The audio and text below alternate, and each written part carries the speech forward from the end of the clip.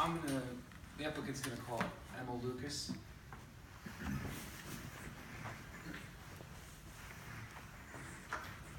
Emma, You know, can I ask you to just set these out on the table here in case anyone wants to take a closer look at it? Thank you. so, Mr. Lucas is the proposed purchaser of the property. So, Mr. Lucas, why don't you introduce yourself to the board and tell us about your work? Hello, my name is Emil Lucas, and I am a visual artist, mainly making paintings and sculptures. And Mr. Lucas, what's your plan for this building, or the drill hall space that we've been speaking about this evening? Okay. The limit to the plan is to the inside of the building. I have no responsibility for the outside. The first initiative for the inside is to return it to Spillman and Farmer's originally 1930s design. So that means removing all of the non-historic walls. And then how would you further lay out the interior space to match what you intend to do there? We would lay out the interior space with it has not been completely determined, but roughly a 1,000 square foot living space and roughly a 2,000 square foot studio, which is another word for a workshop.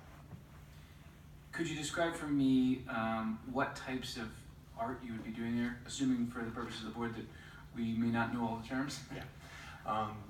Basically, I work with paper, canvas, wood, water-based paints, thread, and I accumulate those materials to create certain optic effects. When you said water-based paints, are there other types of paints and products that you use on this particular location? Sometimes I draw with drawing ink, which is a water-based drawing ink. Mainly it's acrylic paint. If you use any paints or ink that produce fumes, do you do them on site, or would you do them on site? I don't use any paints that use fumes because I basically am in the space for 12 hours a day, and I've eliminated that from my practice pretty much after undergraduate school. When I do, if you look online, you might see that there's silk screens that I make, large sculptures that are welded, things like that. Those are done in collaboration with other fabricators. So the silk screens, the etchings, the wood block prints that I make are done in northern Bucks County at a place called Durham Press that I collaborate with. And the large metal sculptures are done in Kutztown at a fabricator called Aquajet. So you wouldn't be doing any welding at this site? No. You wouldn't be using any silk screening machines here? No. I'm in this. I have the studios I have now. I don't use anything with odor or solvents or anything because I'm in there and I'm exposed to it, and that's nothing I want to be exposed to.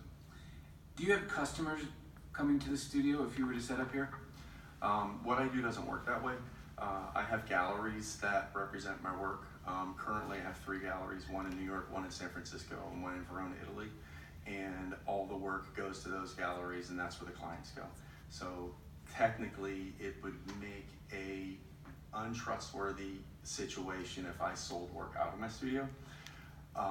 So it's sold in the galleries in these places that represent me. The other thing is I don't sell anything out of the studio because what's most important is quality and the fact that the work gets exhibited in a significant way. So if I release things from my studio and they're never shown and they go home and you hang it on the wall, it's never exhibited. So I don't get the mileage out of my work. So it really is important that it goes to a major exhibition, it goes to an important gallery, and the right people see it. So that's another reason why I don't want to just release things from the studio without it being properly exhibited. Is your studio, or would your studio be open generally to visitors? No, it's a private workshop. Now, with that said, if we were friends and you wanted to come by and look at a painting, I'd let you come by and look at a painting, but I do not have hours. I do not have employees, except for my wife does the books. I don't have have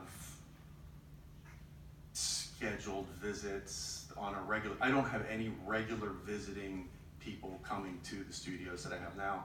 And I have been in the Lehigh for 25 years, Lehigh Valley for 25 years, and I have never had that. You're making a sizable investment in acquiring the portion of this property. You don't need to tell everybody the purchase price, but would you purchase this property if it was limited to a specific single use?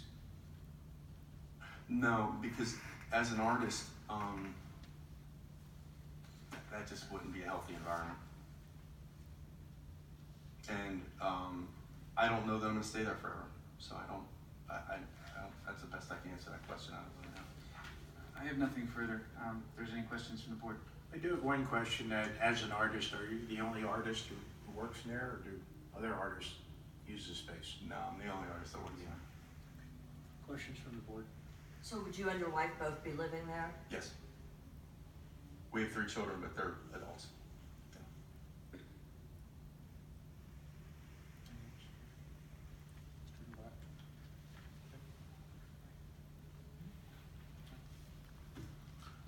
Questions from members of the audience? I'm sorry, Attorney Fall, did you have any? One question.